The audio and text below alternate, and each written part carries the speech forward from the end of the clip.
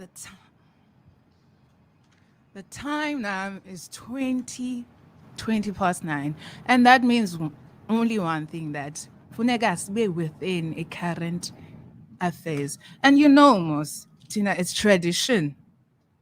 It's tradition apa in R that we have to keep you, our listeners, we have to tell you what's currently happening, you know, in the world and on the country. So let's look ba kwenzeka ntoni, sivuke kwenzeka ntoni apha emhlabeni today. State of disaster extension shows government doesn't understand pandemic, says expert. Oh, that's interesting.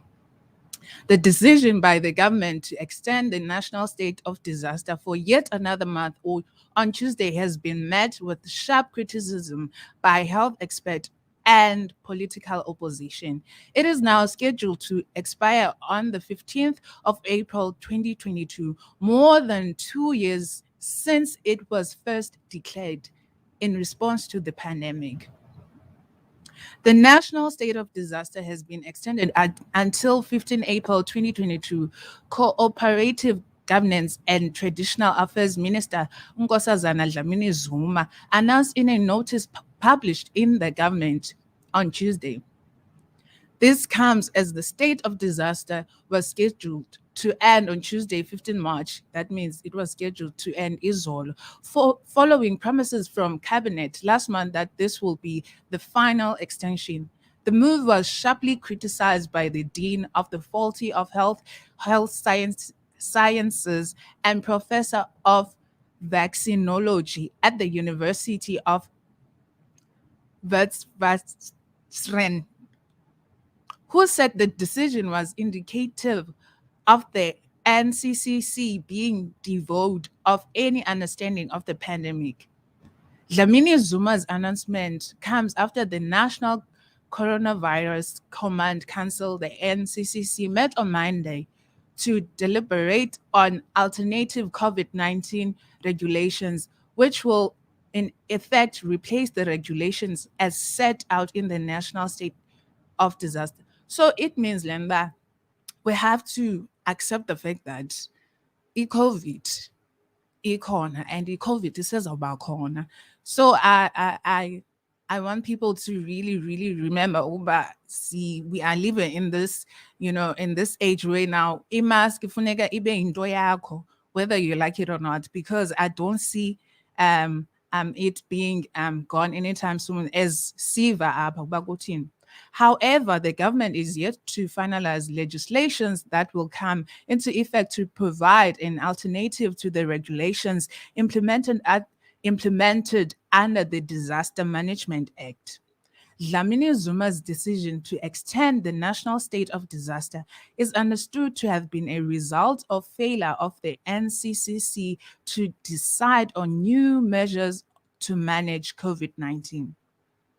The 15th of April extension takes into account the need to continue augmenting the existing legislations and constituency arrangements undertaken by organs of state to address the impact of disaster, she said. Following a cabinet meeting on Wednesday last week, Minister in the presidency, Mondli Gungubele, said that while the government had clear intentions to lift the national state of disaster, there was a need for caution to ensure that no vacuum was left in terms of measures to manage COVID 19. Addressing the media, Gungubele held back on responding to questions about whether the state of disaster will be extended again or finally lapse on Tuesday. South Africa declared the national state of disaster on March on 15 March 2020, and 23rd of March will mark 2 years since President Cyril Ramaphosa announced that the country will go into a 21-day hard lockdown, which began on the 26th of March 2022. It's been 2 years. I cannot believe that it's been 2 years that the pandemic has been here and we've been living through it. 2 years on, and South Africa is still in lockdown. With the latest amendments to the regulations announced on the 31st of January, while the economy has largely opened under adjusted level 1 regulations, restrictions on the number of persons and religious, social, cultural gatherings remain in place and marks are still mandatory. Lento bendigqiba uyithetha uba we have to take this serious. It's still around, i-COVID isabafumana abantu. So we have to be serious and wear our mask. On our next story, China's lockdown spread. South Africa registers 1,461 new cases. Le ndaba ye-COVID ingathi ayeki. South African registered 1,461 new COVID-19 cases, bringing the total to 3,696,823. A further 2 COVID-19 related deaths were reported. COVID-19 infections in China jumped the most since the early days of the pandemic, and cities across the country responded with additional curbs and lockdowns. Hong Kong plans to close its beaches to fight the infection, local media reported. Symptomatic cases have been confirmed in 28 of China's 31 provinces. A city just 55 kilometers from Beijing joined Shenzhen and Jilin province in imposing lockdowns. More than 45 million people are prohibited from leaving their homes. International flights are being diverted from Shanghai. The Pudong district is encouraging work from home, and the trucking sector is being hit by delays as drivers undergo more testing. Nearly half of Hong Kong's population has probably caught COVID, according to one estimate. While South Korea could relax social distances, rules of private gatherings and restaurants, Vietnam clarified the rules on COVID patients, telling them to stay at home, while Taiwan brought its new case count down to 0. Key developments: virus tracker cases past 459 million.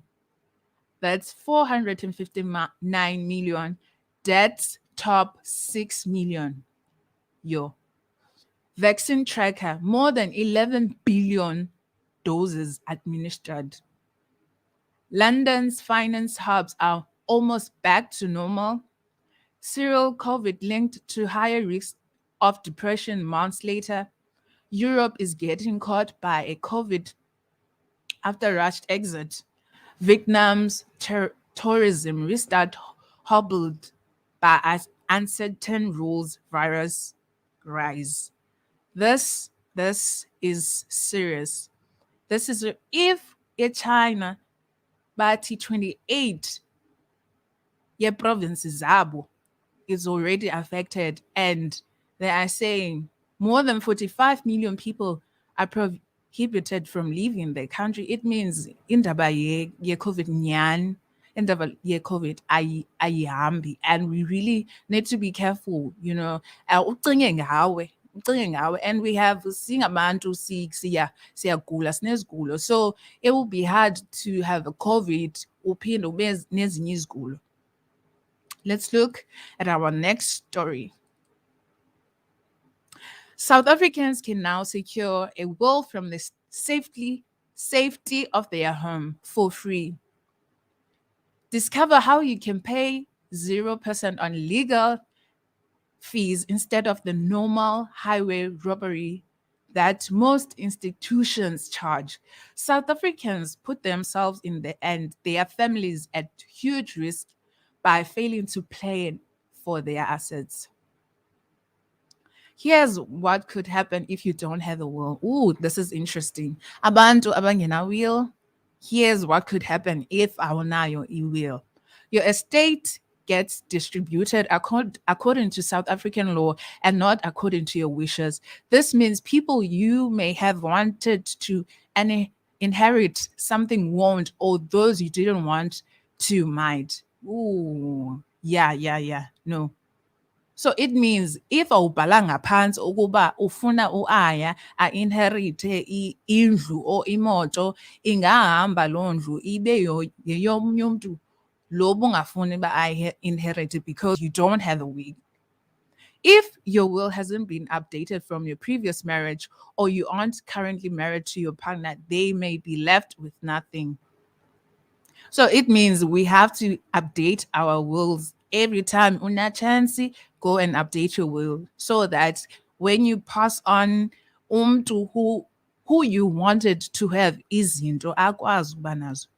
Instead of your children receiving their inheritance, it could pass directly to the government guardians fund. Your ugly feuds that could split families could result from relatives and loved ones fighting over the distributions of your estate. This we see a lot. This of ugly feuds we see a lot.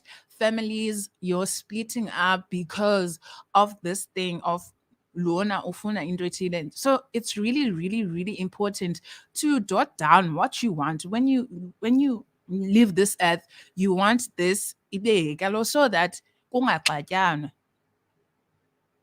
Without a will nominated professional executor, your estate could take years to wind up, and the government will be in control of the entire process. Ooh. This is interesting. This is interesting, even for abantu abatsha, because sinalanba. Oh no, I'm young. I'm young. Senshba, I'm not gonna die anytime soon. But we don't know. We don't know what tomorrow can bring. So even I must jot down izinto, izinto endinazo ndichaze phantsi ndiyibhale and have a will. Ndithi uba lena, I want this iye kulona when I'm gone, so that it can be easier for the people that are left. Kungabikho lento yokuxabana as families, because we want families, we love families staying together. We don't want into efana nee-properties, to really split families. And we cannot go on without talking about Russia and Ukraine. Debate on Russia's invasion of Ukraine has ANC speakers doing a verbal tap dance as opposition argues government has failed the country. In a house divided, DA leader John Steenhuisen said the governing ANC has shafted South Africans over its misguided historical Cold War loyalties. The ANC pushed diplomacy for peace and then got personal.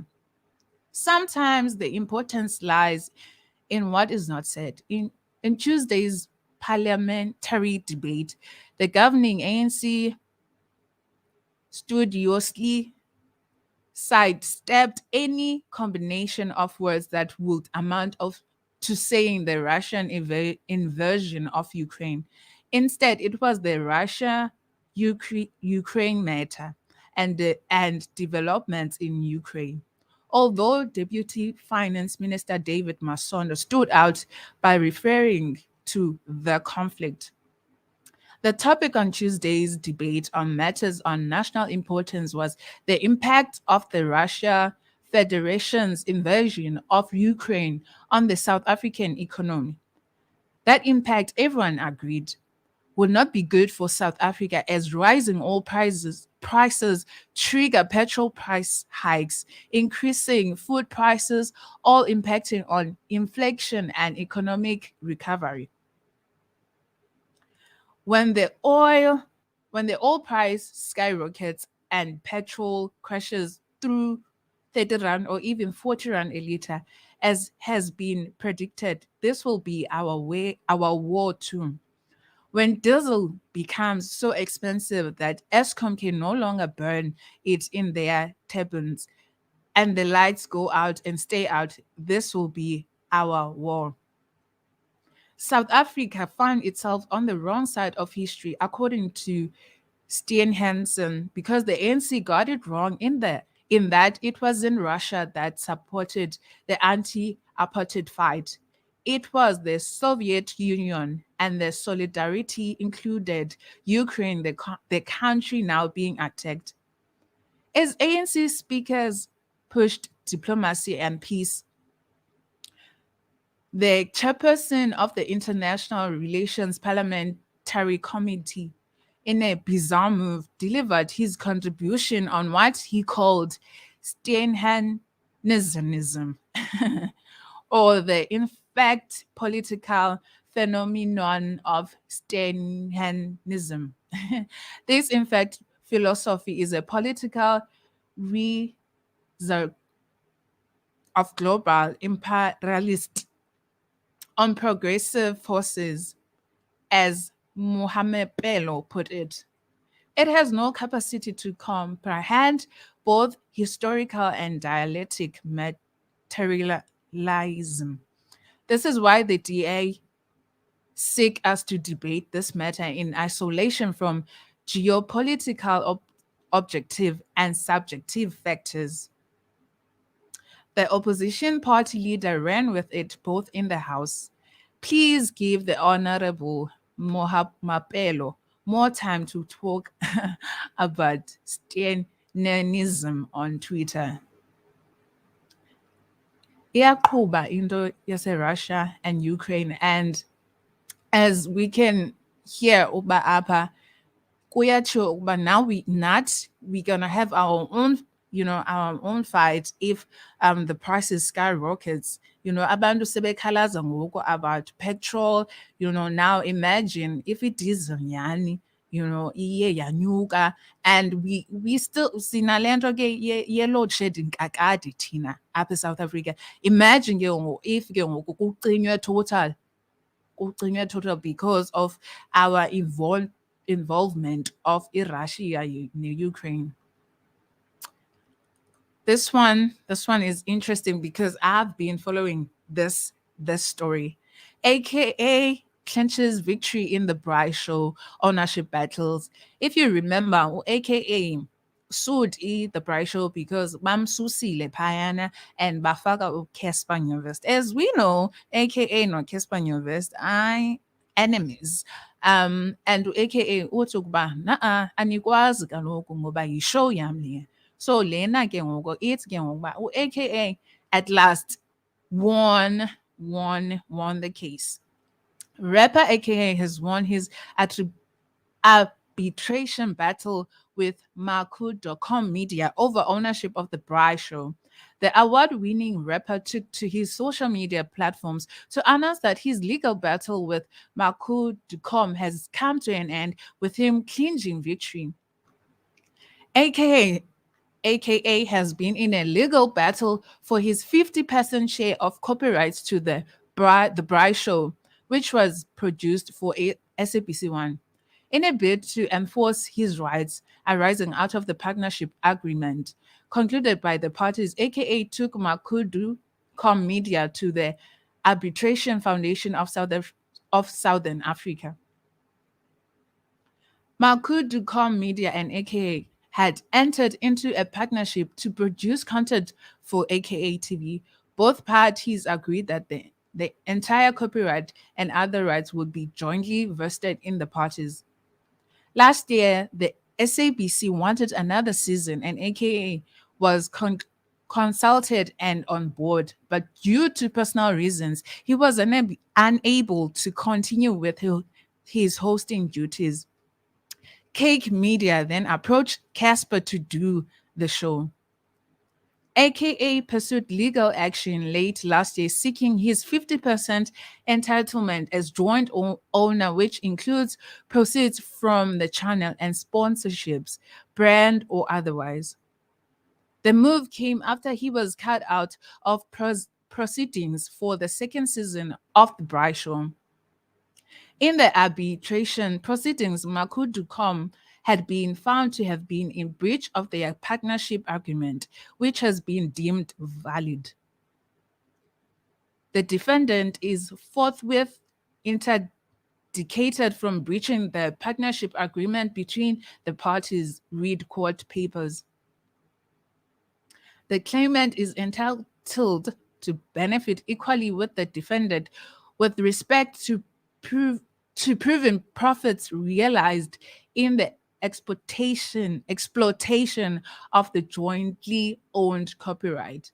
AKA in his post said his victory should also serve as a warning to anybody in the entertainment industry, individuals, production company, or broadcasters who seek to steal our ideas. And we see this a lot, especially in the entertainment industry. People stealing other people's, ideas and, running with it and acting like ingati zezabo. It's really wrong. And I also feel some type of way in the sense that naye uCasper, even though Casper knew that, AKA was the one who did the show, and Ebeas, because AKA used to, brag about the fact that he owned 50% of the show, even uCasper yena going to the show, and I don't understand that part, even though uzazba uyi-enemy. But man, i-ethics zakho zithini, because uyabomba apha uthatha something that doesn't belong to you, oyaziyo but it belongs to someone else. So we really, as entertainers, we really, really, really should should be careful of our ideas. Singathethi nje nakubani na. Even the people that want to, to help us, aba bantu that claim that they are going to help us, or they are going to do this and this and this and this, make sure i-contract yakho, i-contract yakho is ibhale phansi ukuba uAya is the one who's owning 50% or 100%, so that xa kuphambili and now izinto zimaxongo, you know that you uzawukwazi ukhupha into ebhalwe phantsi ethi this sasitshilo kaloku uba this and this and this and this and this and this is mine. That's it for me today on current affairs. It is amazing for me to unizisela man on what is happening in the world, please let me know, what do you think of our current affairs today? Do you have any, any comments? Or do you want us to tackle a story? Maybe you saw a story that we didn't, read about, Tina. You can maybe call us or WhatsApp us on 065 970 2707. It's 065 970 2707. Ladies and gentlemen, let's see.